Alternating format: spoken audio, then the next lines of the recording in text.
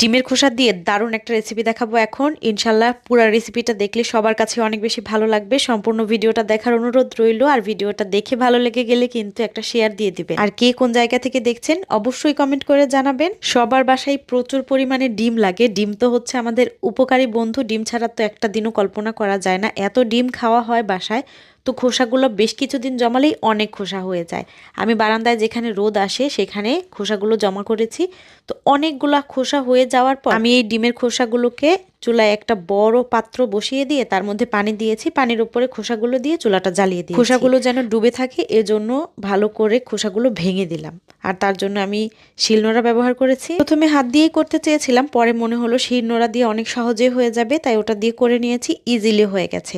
মোট কথা এটা পানির মধ্যে ডুবে ডুবে সেদ্ধ করে নিব। এতে করে ডিমের খোসার গায়ে যত ময়লা আছে সব ময়লা পানির সাথে উপরে ভেসে উঠবে। আর উপর থেকে ফেলে দেওয়া যায়, আর না ফেললেও সমস্যা নেই, কারণ এটা এখন আমি পরিষ্কার পানি দিয়ে খুব ভালো করে ধুয়ে নেব।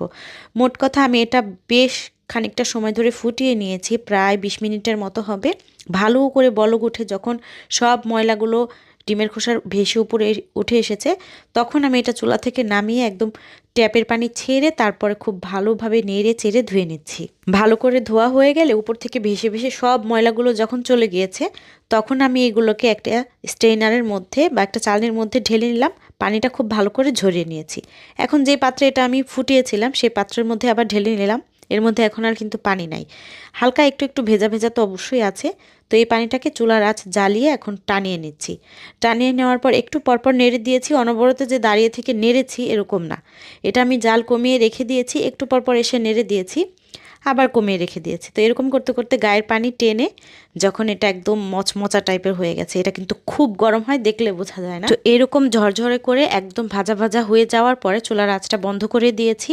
আর তারপর এটাকে ঠান্ডা হতে দিয়েছি। একদম ঠান্ডা হয়ে যাওয়ার পরে গ্রাইন্ডারে জারের মধ্যে নিয়ে নিচ্ছি। যে জারটা সবচেয়ে ছোট গুঁড়া করে যেটা দিয়ে মশলা, ওইটার মধ্যে করে নিচ্ছি। তো কয়েকটা পালস দিলে এটা গুঁড়া হয়ে যাচ্ছে, খুব বেশি কসরত করতে হচ্ছে না। এটা খুব মচমচে হওয়ার কারণে ইজিলি এটা গুঁড়া গুঁড়া হয়ে যাচ্ছে একদম।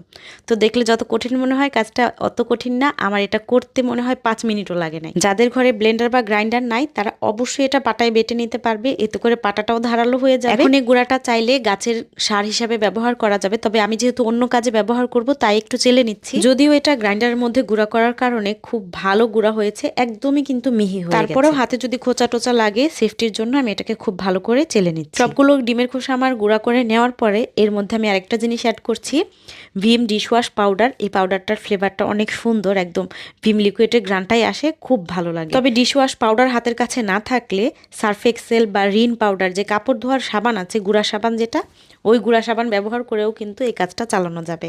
তো সব কিছু খুব ভালোভাবে মিক্স করে নিলাম। আমি এখানে যে পরিমাণ ডিমের খোসার গুঁড়া নিয়েছি তার 4 ভাগের 1 ভাগের মতো হবে আমি সাবান নিয়েছি, সাথে গুঁড়া সাবান।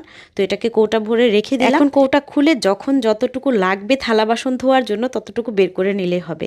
এটা দিয়ে খুব সুন্দর পরিষ্কার করে হাঁড়ি পাতিল মাজা যায়। ধারালো হওয়ার কারণে পাতিল খুব ভালো পরিষ্কার হয়, হাতেরও কোনো ক্ষতি হয় না। আর ডিশওয়াশ পাউডার খালারা যে এত পরিমাণ ব্যবহার করে, এটা দিলে কিন্তু অর্ধেক খরচ হবে। আজকে বিদায় নিচ্ছি, দেখা হবে ইনশাল্লাহ পরবর্তী ভিডিওতে। আসসালামু আলাইকুম।